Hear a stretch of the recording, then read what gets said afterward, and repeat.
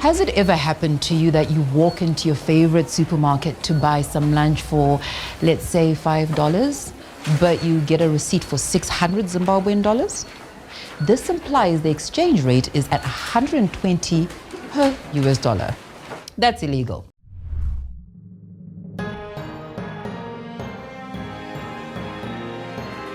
The state of the nation.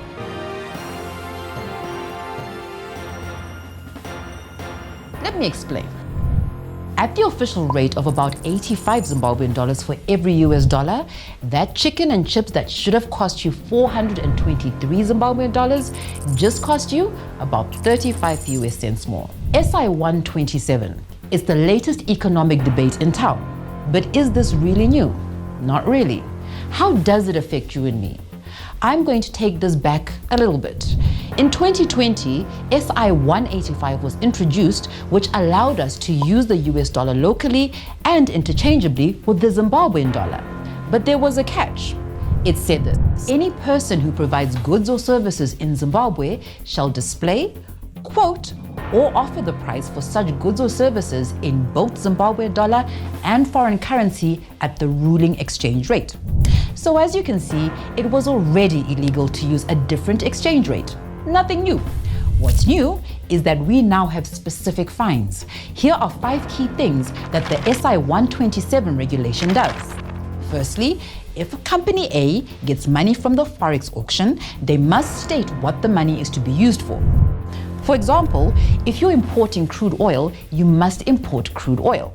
Secondly, it's illegal for businesses and individuals to charge only in Forex, and they cannot say no if someone walks into the shop wanting to use the Zimbabwe dollar. There are many cases where businesses are refusing the Zimbabwe dollar as legal tender. Dollars, kana iri bond inoti ari kurangwa town ndaenda ndahoda nditika ndosvika osarekita iya handidi kondoisa kupi kondine mbengere. This also illegal. Thirdly, if a business uses false information when applying for money at the Forex auction, the client and the bank get fined. In other words, a cooking oil manufacturer cannot import a car when it said it's importing cooking oil. Fourth, if a shop charges you in US dollars, they should issue a receipt in US dollars. This is to make sure they pay tax for that transaction in US dollars. The same goes for a transaction which is carried out in Zimbabwean dollars. Some businesses are issuing RTGS invoices for US dollar payments to avoid paying taxes, and by doing so, they are directly affecting US dollar supply to auction. Zimbabwean government raises money for auctions through taxes and retention. Fifth, if you get Forex from the auction at the official rate, you cannot then go out and sell goods at the black market rate. Get Forex at the official exchange rate, sell at that auction rate.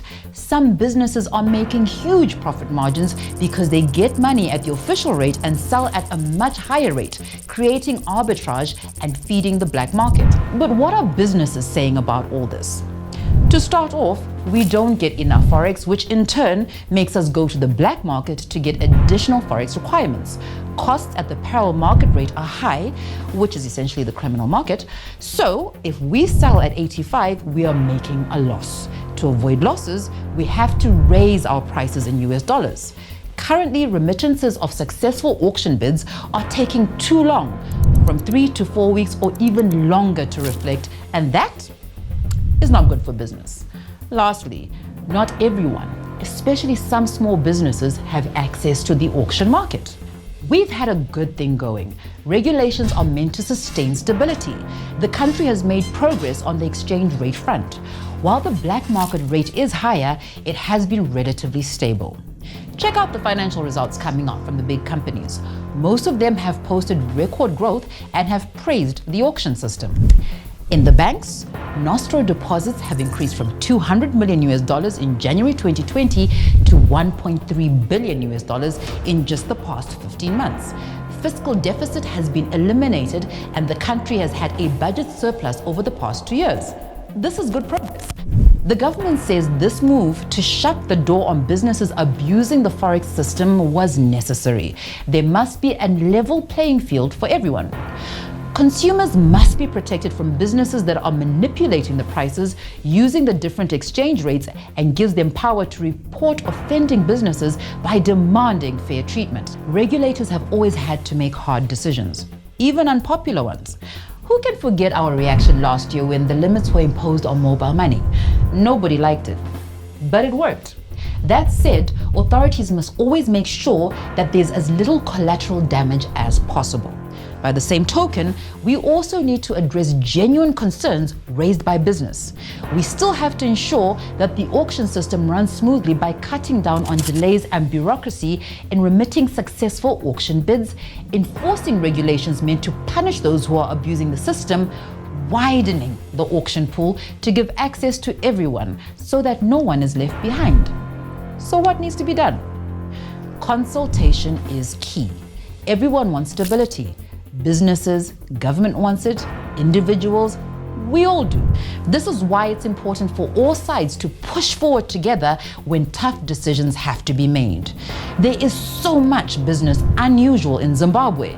We need continuous consultations with all stakeholders, consistent regulations, and responsible behavior on the part of businesses to ensure stability for every Zimbabwean as we build our future together. What are your thoughts? Comment, share, and subscribe.